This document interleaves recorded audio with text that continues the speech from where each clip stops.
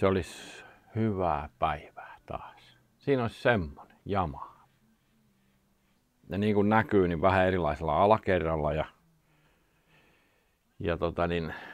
tämmöisen kivan veneen perässä vielä. Minä tykkään. Nyt ollaan niin kuin mielenkiintoisen äärellä.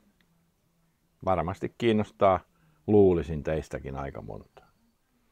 Eli on hissiä, on nokkaa laitettu alavaihteistoon, eli vedenottoon se nokka.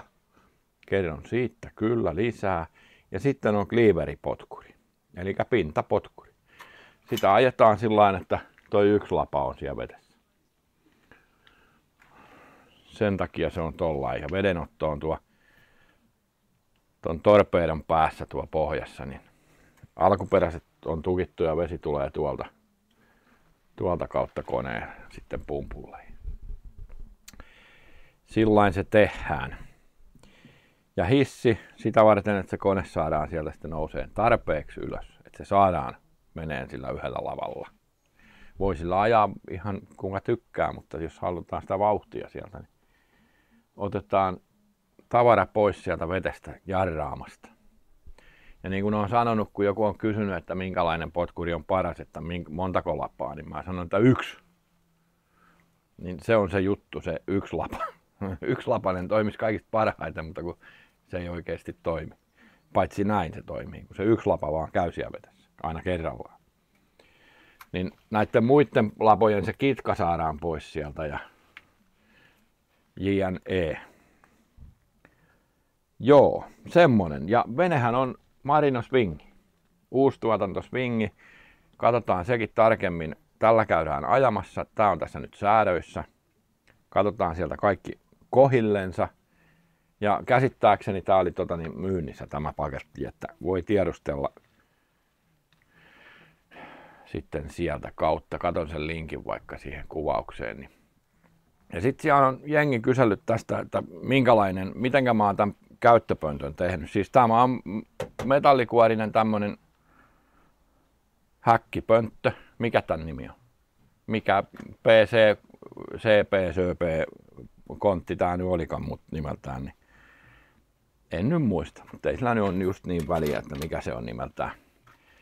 Niin tässä on vähän, että tällain se on aukastu. Ja tarkoituksella tuohon toi muovilippakin jätetty, että se ei koloonnu veneen perät. Ja tähän sitten pukki tohon vaan ja siihen sitten irtokoneita, niin sillain se on toteutettu. Ja sehän liikkuu pumppukärryllä. Tää on puolillaan vettä, se painaa sen 400-500 kiloa,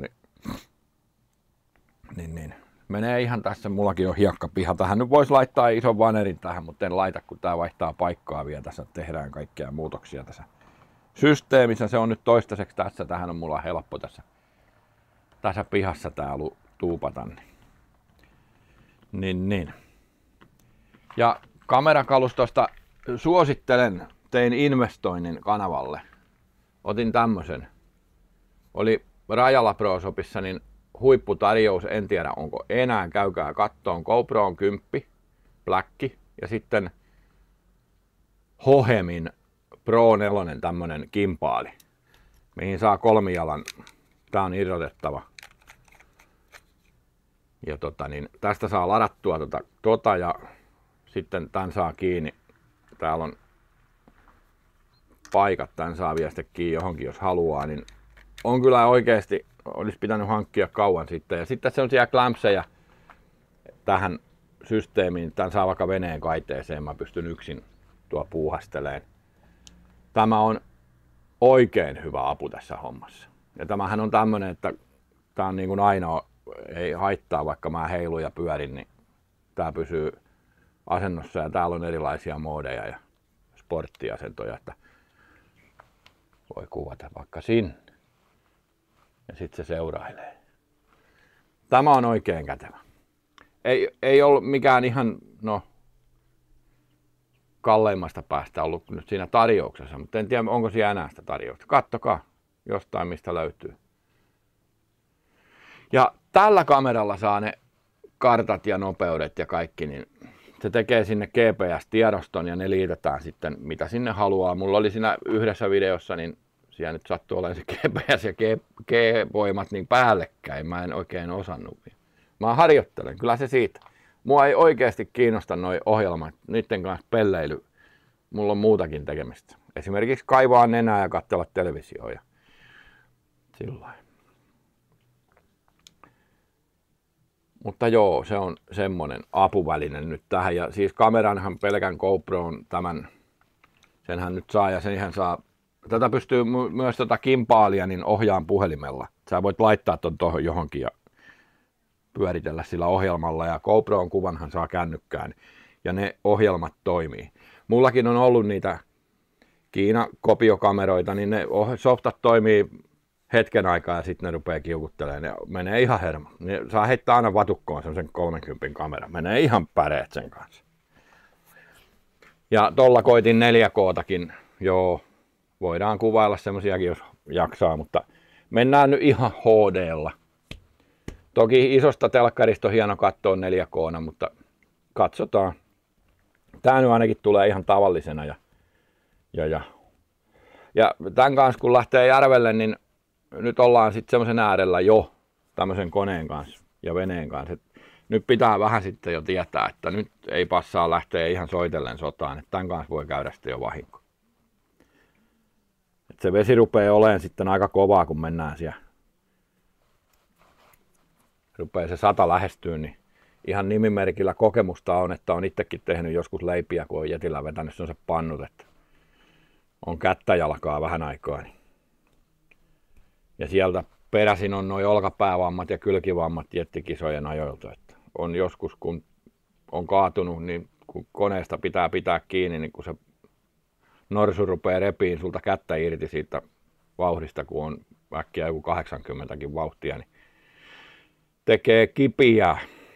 Mutta se on parempi, kun sattuu se, että henki lähtee, kun niitäkin on tapahtunut. Ikäviä juttuja silloin munkin aikoina kaikenlaisia. Mutta se on aina semmoista. Mutta nyt otetaan tää tonne pönttöön ja lopetetaan tää höpinä. Eli tämä on 70 ja siinä on nyt toi perävaihdettu Cleaveri potkuri, tässä on hissi. 70, näillähän ajetaan siis, pistän teille linkin sinne, Marino Swing Cup ja sitten oliko Extreme Swing vai mikä se on se toinen, niin se on näille isompikoneisilla. Eli ajetaan muutama kilpailu joka vuosi tuo Etelä-Suomessa. Saisivat tulla ajaa vaikka Tampereelle yhden kisan malliksi, niin voisi ehkä isompaakin yleisöä ruveta kiinnostaa, kun niitä näkisi jossain. Ja Marinohan on hieno vene, eli tämä Marino Swingi on sama vene, tämän näköinen laite kuin Marino Mustang. Sama pohja, ylärakenne vaan on eri. Eli tämmönen oli tämä vehje ja nyt pistetään se pannu laskien tonne pönttöön ja tääkin on kevyt vene, niin toi moottori kun hilaa sen tonne, niin se tässä tasaisella pihalla, niin se kiskoo tän kärryn, mun ei tarvitse paljon tehdä.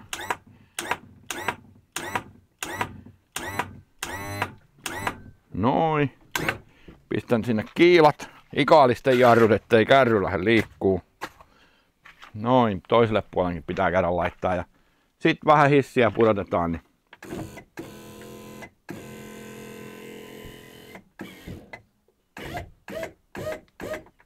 noin. Sitten katsotaan se käymään ja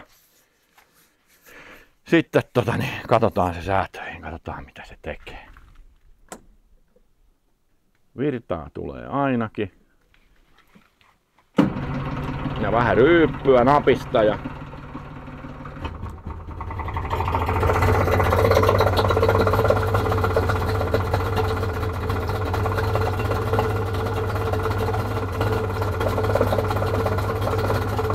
sehän lähti käymään.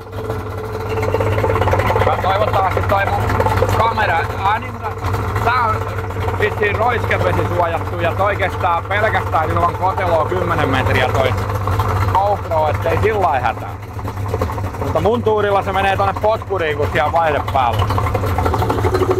Ja tässähän on nyt semmonen juttu, että mun ei tästä säädöstä pitänyt tehdä edes mitään juttua, mutta tehdään nyt kumminkin. Oi se sammuu. Se on säädetty jo.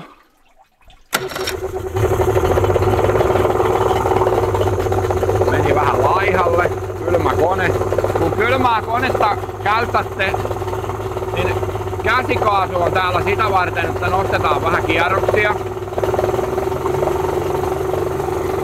Vähän korotetulla kierrosluvulla käyttää aina sitä kylmää konetta ensin, että se lämpiää, että se rupeaa käymään. Eikä niin, että pistetään kone käymään ja saman tien lähdetään ajaa ja tuskaillaan, kun se yski ja tutsahtelee. Lämmitetään se siinä, kun valmistellaan lähtöä. Ja silloin huomaa myös sen, että jos se rupeaa tekemään jotain omituista.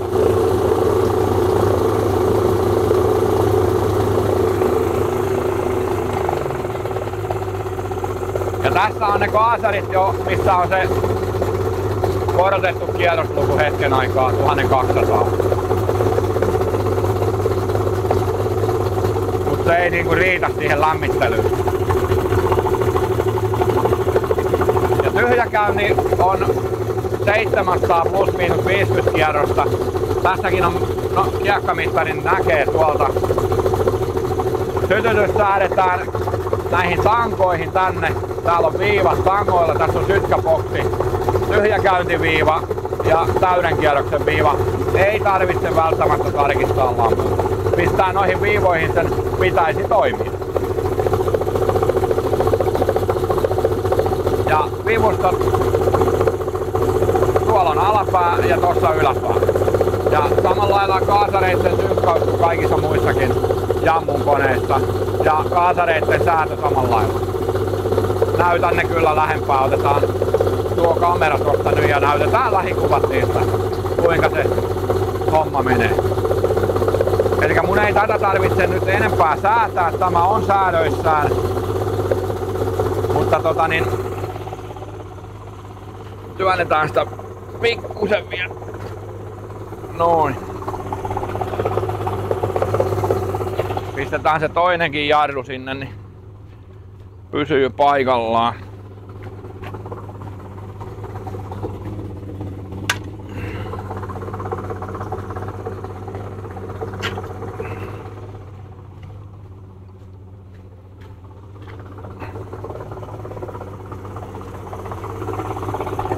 Noin. Tässä on tuoreöljyvoitelut ja kaikki paikallaan. Ei ole poistettu. Nyt hän tykkää käydä aavistuksen korotettua nyt edelleen. Mielenkiintoista. 900.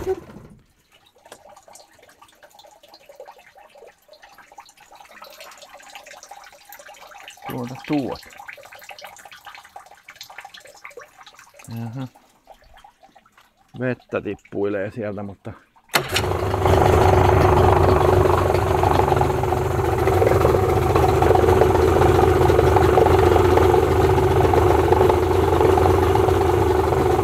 vettä. Katsotaan pudottaako se ne kierrokset.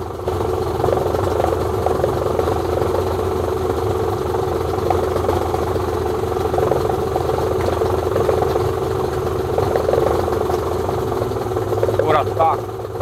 Kyllä se toimii. Nää välillä kiukustelee ja se jos toi systeemi ei pelaa kunnolla, niin se sotkee koko vehkeen. Ja mä oon joihinkin vaihtanut ne vanhemmat kaasarit tilalle, ne käy sinne suoraan kyllä. Saa vähän mun mielestä paremman, kun käyttää niitä vanhempia, mutta yksinkertainen on aina mun mielestä parempi.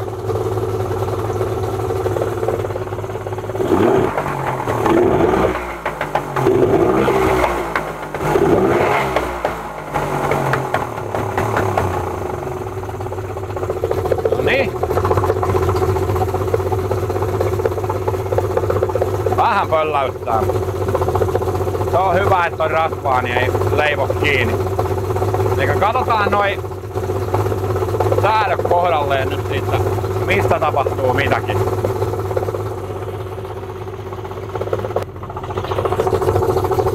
Nonni, ruvetaan sitten kattelee.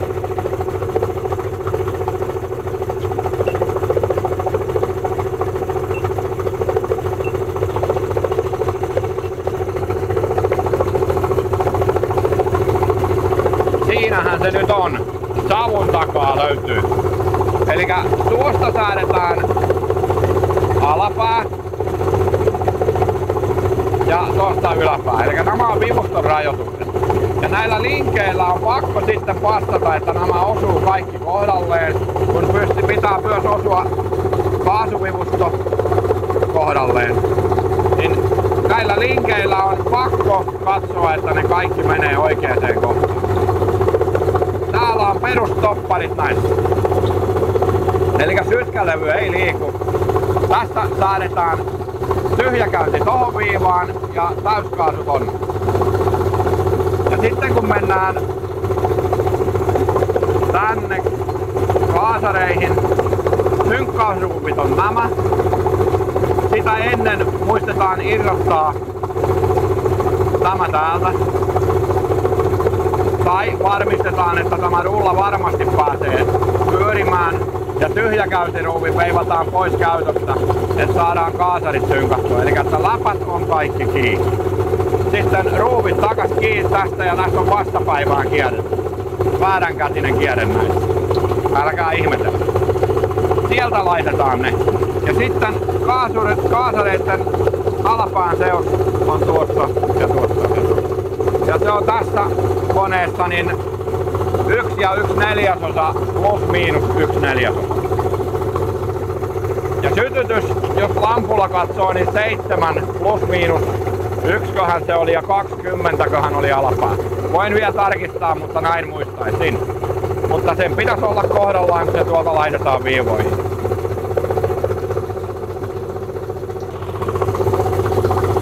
No niin, se on siinä käynyt nyt lämpöiseksi, sammutetaan se siitä pörisemästä. Niin.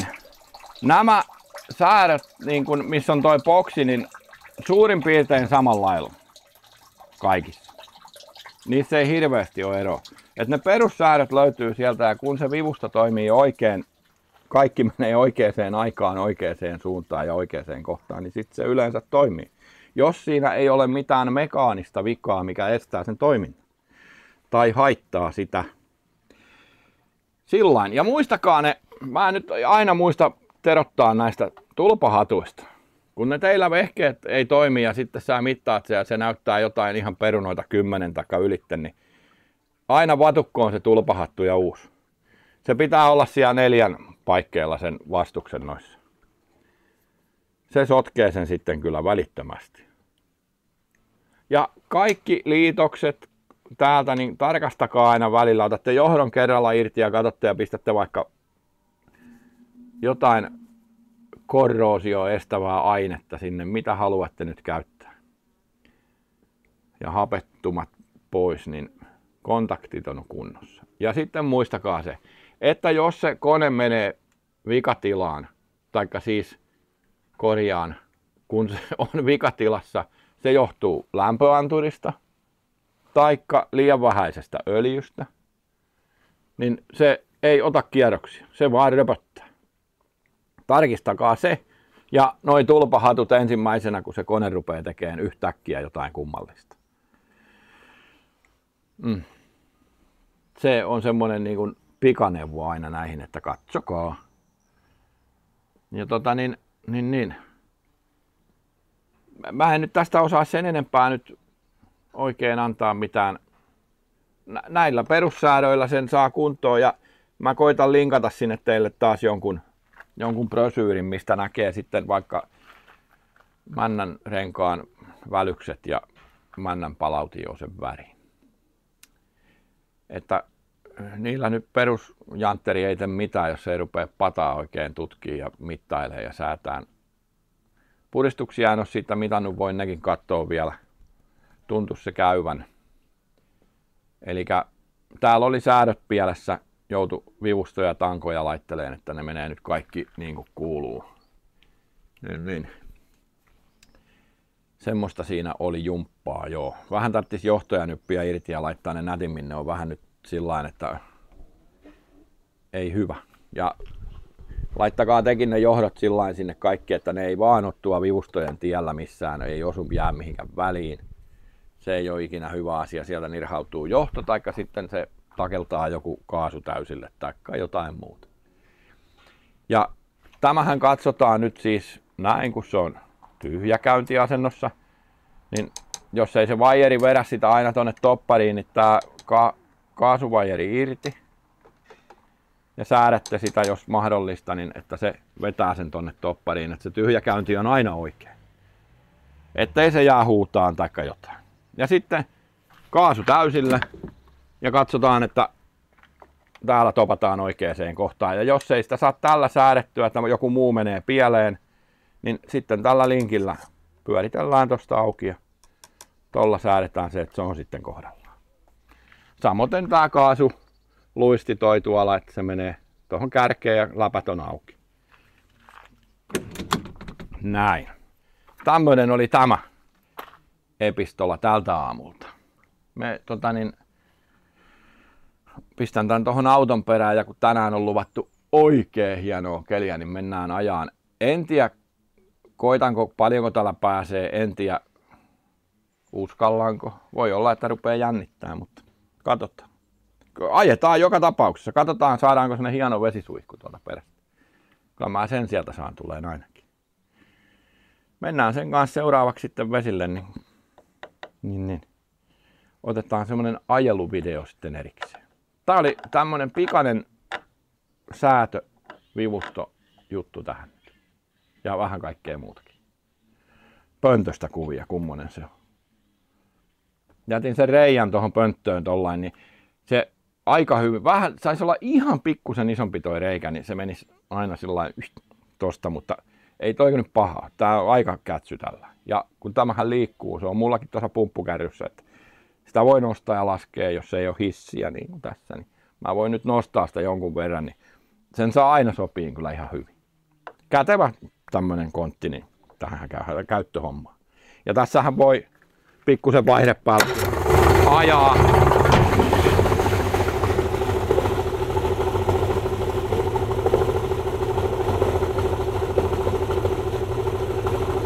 No, vieläkin käy tyhjäkäyntiä.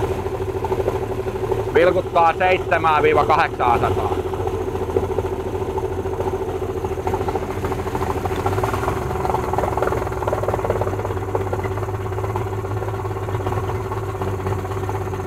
Kyllä.